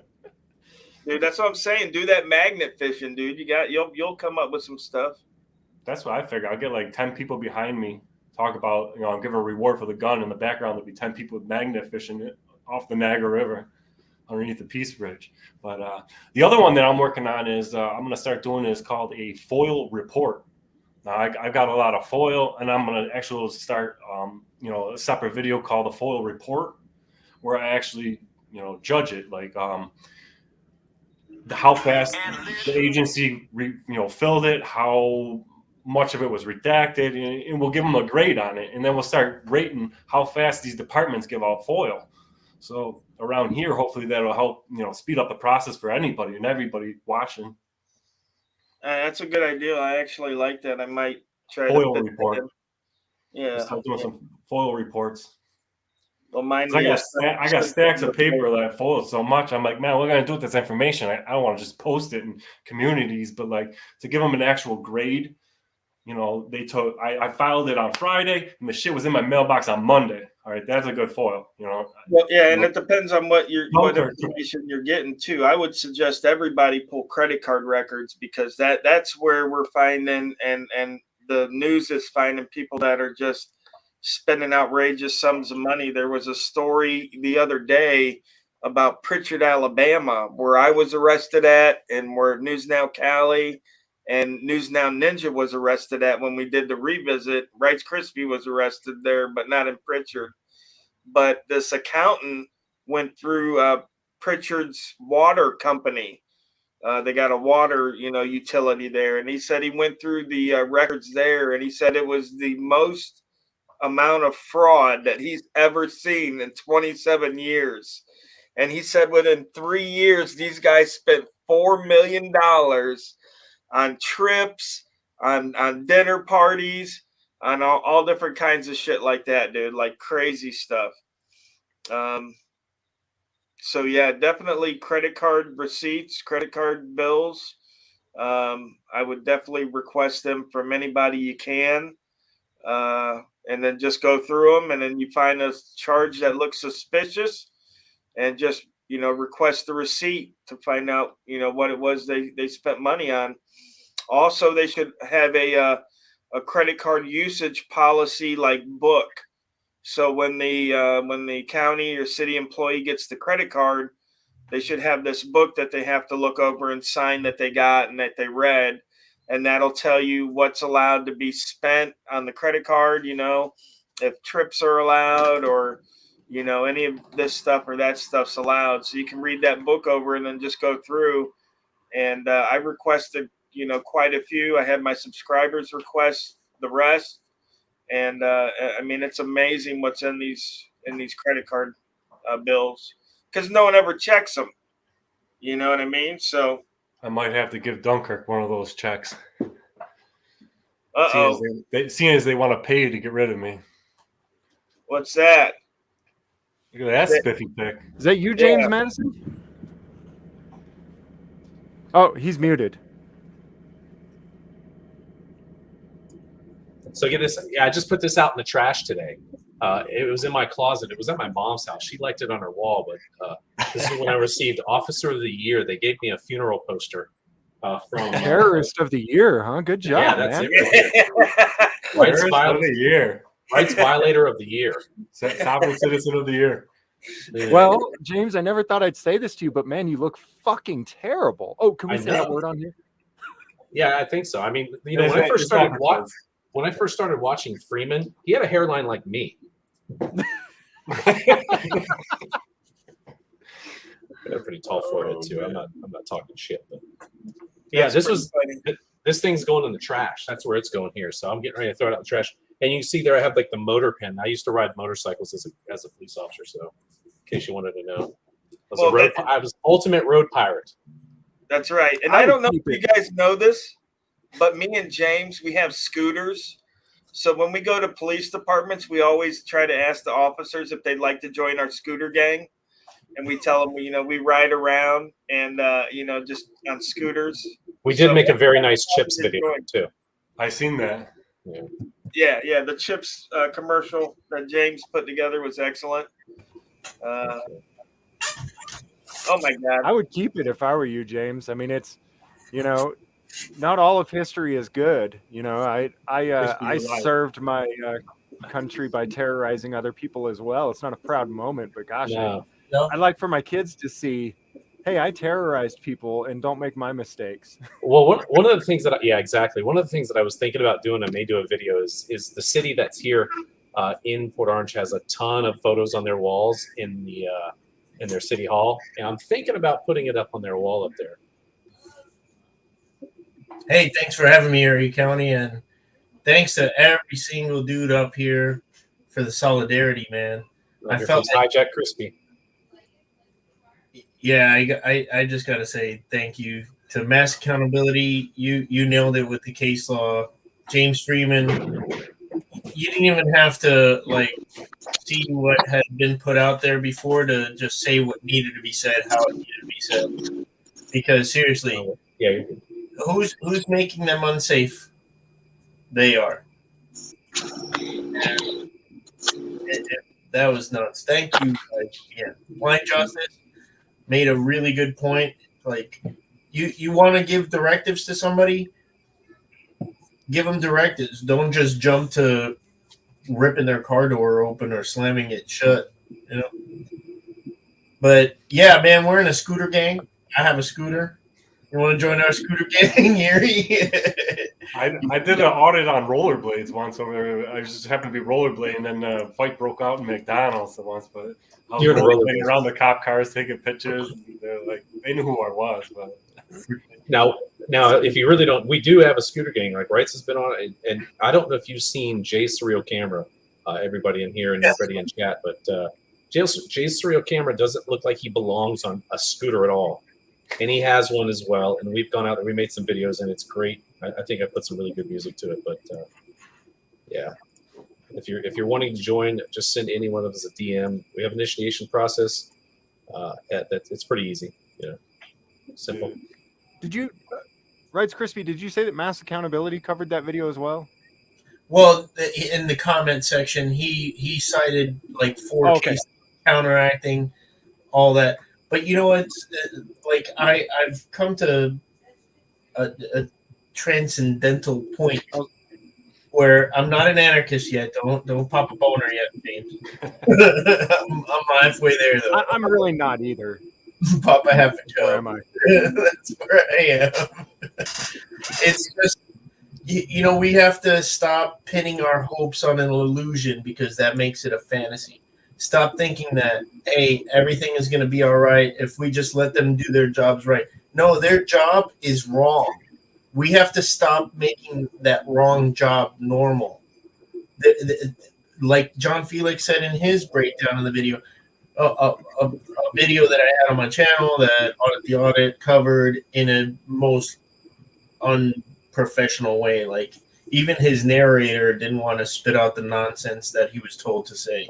You know, John Felix said this all started from cops wanting to stop these two women for a card, for a little piece of plastic. Like, they weren't doing anything but going to her sister's new place, and these road thugs pulled them over and stopped their freedom of movement to extort them on the roadside.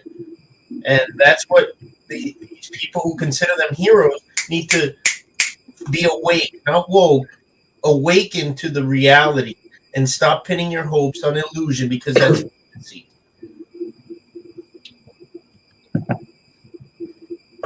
You know, writes Crispy, after I got on the phone with you and ranted and yelled and screamed about how Audit was so effing stupid for what he said. After sleeping on it, though, and thinking about it, I've heard before cops say, no, I have a right to control where you're going to be for my safety when we're recording. I mean, it happened specifically in Rockwall, Texas. And he said, and there's even case law on this. I can control where you're going to be and how you're going to do this. And he says, there's even case law. I've never heard of this case law. So I woke up this morning and was thinking about it again and said, you know what? I think it is good to see these different perspectives. I completely disagree with it. And I still think you're completely full of crap if you think you get to violently control me. But, you know, it was interesting to see where these ideas are coming from and what case law they're getting these ideas from. How can we possibly combat that if we don't even know where they're getting it from in the first place? So, you know, in that sense, I'd say it was educational. I just still completely effing disagree with it. Right, and that's something you hadn't even seen the video when we spoke on the phone. You were furious just for my take of it, because you know, this guy has a lawyer who works for him, and I told him, hey, this lawyer is pulling this case law. I want a shepherd. A shepherd report is whenever you take case law and see how many times it's been cited in a court of law, like somebody used it as their defense. So if you see how many times they've lost with that defense, then you know it's a crap law. I'm sure this thing is shepherdized, loss heavy, and because he put it out of his butt. And the worst thing that he did, and again, fair, yes, we want to have another perspective, because that's how a court of law works. You have two different sides, and that's what I told him on the phone. And he was very forthcoming. He called me a week before he put the video out and told me what he was going to say, and I said, all right, good luck, bro. You know, the court of public opinion is going to show you, you know, what you think the court of law is going to show you. But and that's what happened. We like, everybody just saw how absurd that, especially the last. Is it my weird background audio? But the last thing about community caretaking, that's why the cops slammed the door. Yes. The same door that he ripped open in the first place. And that cops have a duty. He really reached to where, like, some cop in some other state walked by an open door and did a wellness check and then violated a Fourth Amendment right. How is that relatable to? And Blind Justice said something that was really important also. Two things, many things important, but two things. One is the laws are written to give the cops authority to do something, not to obligate the citizen to do something. The cops have the authority to ID you, but you are not obligated to ID under that law, you know? You could still refuse to, and that's your right. People don't realize that. The other thing was, if the cop tells her that he's slamming the door because he didn't like what she was saying, and then says that it's for her safety, what happened to the directive? Why not tell her, hey, close your door, man, for your safety? He skipped that part. You know? Because they're cops. Yeah. Officer safety is a ruse anyway. I have a video from last night when they give you directives, like you're saying, to move over here for your safety. I was in the back of a police department, and the guy walked out, didn't see me. He walked to his car. I was about, 8 feet from the left rear of his driver's side and stood there for like 8.5, 9 minutes recording him. And then finally I got on my scooter and did some loops with my light so that he wouldn't blast me if I come up to the door. But I was there like that, and I said, man, this is what officer safety is? You didn't even know I was here. They don't. It's just control. It's all about control. Everybody knows that. One of my favorite comments on that video was, if the stop is in Rhode Island, so safe distance would be Seattle, Washington, right? And like, just for the officer to be comfortable, I'll go to Hilo, Hawaii. Okay, got it. It's ridiculous. One of the biggest things that I learned from the audit's breakdown is that I can slam a door on a cop for his safety. So Yeah. Are we like in agreement that the audit's video was just not a good opinion? Is that what it was? Well, not only that, he's messed up a couple of videos, in my opinion. I think he did it to Ncgs Press at the post office, where he was trying to say that those people could ask him to leave. You did a rebuttal, right? Yeah, I did a rebuttal video on that one, but I caught him in a couple of other ones where he misquoted the law. But, and the same thing with the officers. What we're really fighting out there is their beliefs, okay? And they have these false, misguided beliefs, core beliefs, and off those core beliefs, they spring other false beliefs. And that's why we get people with you can't record me, you don't have my permission. That's from a belief that they got somewhere, be it TV or something they read or whatever have you not. Yeah, and it's combined with an emotional incapacity to register the facts when you present it to them. They have this stubborn pride that won't let them see, you don't have to ask my permission to take pictures of your kids in front of me in Disney World in a private park, let alone in this public place. Right. And again, like you said, that's all beliefs, and everybody has beliefs. And until people sit down and actively go through their beliefs and their belief system, they're gonna miss out on important parts. Because even the smartest man alive has got false beliefs about something. You know what I mean?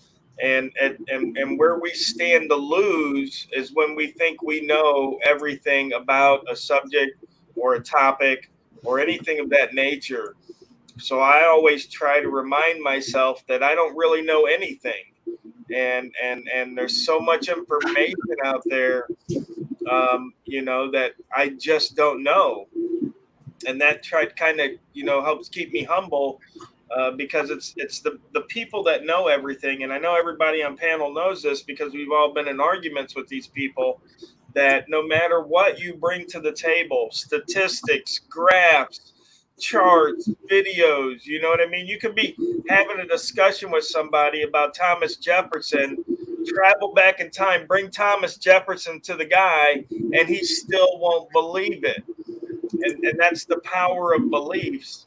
We see it strongest in the ultra religious and the ultra racist. But beliefs affect everybody like that. It depends on what topic that they're focused on at the time. So a lot of people in America have this. The government's for us. They want to protect us. They're all about us. And that's where you get the bootlickers from, the statists, the people that don't question authority at all, because in their mind, why would the government, who's for them and who's only looking out for them, why would they hurt them, or why would they do them wrong? And that's why their default is always to believe authority. and always to discount what someone like us is saying to them as false. Yeah. I mean, They're you know, taught we talk to bootlicker, everything we say is false. Everything's a lie. they're not taught how to think in school. They're taught what to think, and it's all just like literally pick the right answer, and then you can succeed in the little box that we're going to put you in. And when you realize that, hey, my history has shown me that this is a totalitarian technique of suppressing people, and you realize how fragile other countries have shown themselves to be and how ours is, you know that you're on the bottom of the slippery slope. You gotta step out of it. And man, 300,000+ subscribers, blind justice, your knowledge, mass accountability. You guys, OGI has done so much good work, and James, thanks for like highlighting his stuff today too, man, because he's very, very knowledgeable. Major League Awesome and I have always considered him the original honorary Bang member of Bolt Action News Group. Him, James Madison, and James OGI. They're honorary Bang members. Never took their knowledge, and it's not that we know everything. We are. Hold on a second, Rights. Let me get you to step off the submarine so we can clear up that audio a little bit, because you're kind of muffled there, buddy. I like Freeman. Yeah. Oh, can you hear me? Is it Yeah, I Yeah, can hear I you. can hear you, James.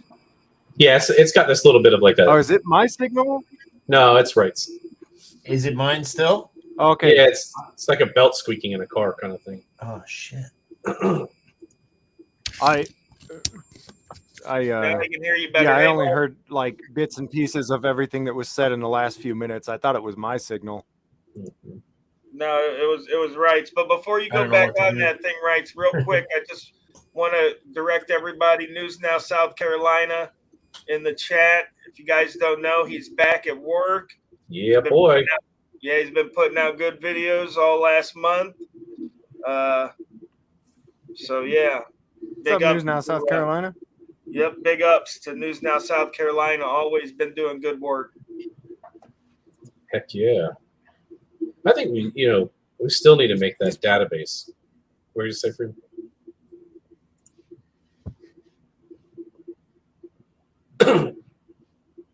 Well, they're starting to make databases now. There's a great podcast. It's called Backstory Podcast, and it's out of Southern Alabama. It's a lawyer, and he's really hip on the government accountability angle. And I want to say it's podcast number 113, where he talks about the Invisible Institute. And it's about an hour long, but I highly encourage anybody that audits to listen to the podcast. It talks about some of the some of the lists, the Brady list type deals and stuff like that. That they're congregating information about bad cops. A couple places in Chicago, a couple places in New York and LA. And this lawyer in South Alabama is talking about maybe doing something there in Alabama himself as well. And I feel that our videos could be instrumental to them and helping them to document bad cops. Because she was saying a lot of times, when they get complaints on them, they're unfounded. So, if we were be able to provide some context with these complaints that these these people, because they're lawyers or what they are, and they need to find out what cops good and what cops bad. So if we could provide some context to these complaints in the forms of our video, so that way these lawyers could see them and help them make a decision on if the cop's even trustworthy to put on the stand, or to give him some extra dirt on the officer if he's on the stand. Like, look, dude, I've seen these videos of you. You're really aggressive. I mean, I know your boss cleared you and everything, wink, wink. But, I mean, we can see from your behavior here that this is a pattern, you know? So, yeah, I encourage anybody. It's called the Backstory Podcast, and I believe it's number 113 on the Invisible Institute, and it's on YouTube. Definitely check it out. Can you guys hear me better now? Yeah. The wobble's gone. All right, cool. Yeah, it's that mic I was using on my desktop. I'm on my phone. But again, I just wanted to say thanks to James for highlighting OGI. The other James, James, and James. Open Government Investigations is also named James. James Madison. James Freeman highlighted him today. And I'll change that my guy's channel done name. a lot of good work, not just exposing Lee County, but Fort Myers PD and Collier County. He's acted on every single thing that he's encountered. He goes and complains on everything, gets all the body cams, and you could hear how scared they are of him and all his intros. They're like, "It's that guy again." I don't know what it is, but you heard it, right? Yeah, and Yeah, I think everybody's doing a good job if you do that. Even the people that are in chat. This is what I tell everybody. You don't have to go out and audit. You don't have to go out and what we call audit, if you will, or go film cops. Get body cameras. Ask for those. And if you don't have enough traction on your channel, send it to any one of us. Look at Freeman. Look at Frog. Look at Erie. All these people, right? Everybody is posting things that are very impactful, and you know, it's something you find. Or if you see it, like I get email all day long about stuff on Facebook that has no views on it, and they're like, "You look at this one. Can you look at this?" And I, sure enough, I post it and slam a mayor for saying that he's going to be the prostitution is linked to fishing, ice fishing, and he resigns, not because of me, but because it was shared everywhere too. Yeah, you don't have to go and get in front of a cop and stuff to make your fellow citizens aware of the shit that we're in, you know, and expose it. Just stop pretending that everything's okay and get up and say you're fed up too, you know? Yeah. You see someone getting stopped on the side of the road, park your car away from them and zoom in and film them. You never know what you catch. You might save someone. The journey of 1,000 miles begins with one step. Lao Tzu. I gotta say, when my stories don't get enough traction, I give my man Johnny 50 a call. I'm like, Johnny, you gotta help me out. This thing ain't getting no traction. It's a good story. He usually helps me out, run a story, help me out. That guy's awesome, dude. Loved his commentary. Yes, one of the first videos that I saw before I started doing this was his audit of a VA, and my wife and I were watching it. How he was they called the cops on him 3 times in one day. Same cops kept coming out. It was hilarious. And speaking of, like, you know, new people, I was thinking about like the new people. There's people that in chat that keeps referencing to delete laws. I'm sure everybody may have seen him, but I mean, he's a very smart guy. I've chatted with him off of YouTube, and it's even things like that. When he breaks it down, sometimes the breakdowns are a little long, and if you're not going to be able to sit there and watch the whole thing, but what he's saying is 100% right. There's so many people that has good information in their head, and whether it be local or more of a widespread, you can share it out there and put it out there. That's what the beauty of the First Amendment is. Yep. Yeah. All right, guys. Well, thanks for having me. It's been a blast. Always a pleasure to work with you guys and sit around and talk shop. But it's time for me to depart. Got a big day tomorrow. That's it, man. Thanks again. I'm gonna have to get up there to, I'm up there to Florida and get on a scooter with you guys and do some audits for sure. Oh yeah, dude. It's Next time I fly amazing. in. Yeah, it's amazing and free, like the wind blowing through your hair. And dude, James will tell you, dude, when we're riding, we're at top speed, and I'm yelling, "Fast as fuck, boy!" Boy! It's a different world. And on top of it, if you're in an area where people can, like, you're sitting there and all of a sudden they're like, "Oh, we got another stop over here." You ain't got to get back to your car. You just get on that bitch and go. It's fun, man. I listen to you know that Chicago Bulls intro music, the Space Jam. No, the Alan Parsons Project, Eye in the Oh. Sky. That's what I listen to on my scooter. Listen to Nice. that, man. Next time you're on there, put your earphones on. I think it's illegal to do that. So sorry, I Well, don't break laws. I feel you, James. Thank you again, brother. I really appreciate the solidarity. It was just like a common sense come together assembly thing. Like, this was just super dumb. This take was obviously biased for some reason. Somebody just doesn't like a lot of people. They don't like to hear. They want to kill the messenger. They don't like us exposing their heroes as cowards. I'll text you, Rogue. All right. Later. Yeah, sorry I was late. I was playing Jenga with my family. My little 3-year-old was the master of the game.